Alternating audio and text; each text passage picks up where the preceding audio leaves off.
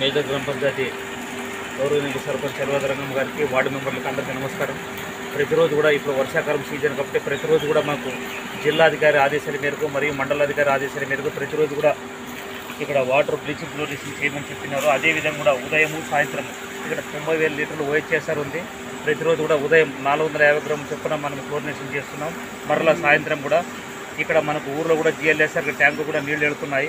దయచేసి ప్రజలు కూడా ఇంట్లో మనం గ్రామ పంచాయతీ వాటర్ వాళ్ళు కూడా వేడి చేసి చల్లార్చి నీళ్లు తాగవాలని నేను కార్యదర్శిగా తెలియజేస్తున్నాను.